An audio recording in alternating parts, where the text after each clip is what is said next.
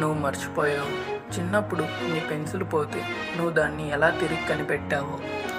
నువ్వు మర్చిపోయావు. స్కూల్లో నువ్వు క్రికెట్లో 6 కొడితే ఎంతమంది దాన్ని చూసి గొంతు చించుకుని అరిచారో. నువ్వు మర్చిపోయావు.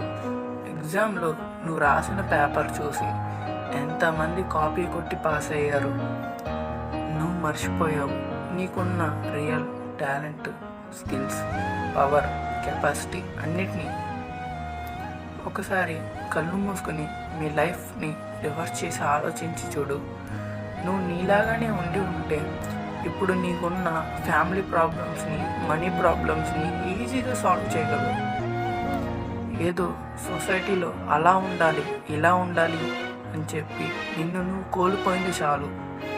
మ్యాటర్ ఏంటంటే ప్రాబ్లం అనేది ఎంత పెద్దదైనా, ఎటువంటిదైనా అది సాల్వ్ చేయగలిగే కెపాసిటీ, దమ్ము నీలో ఉంది.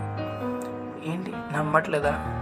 నువ్వు ప్రశాంతంగా కళ్ళు మూసుకుని నీ గురించి ఆలోచించి చూడు. నీకు నువ్వు ఎలా కనిపిస్తున్నావో అదే నిజం.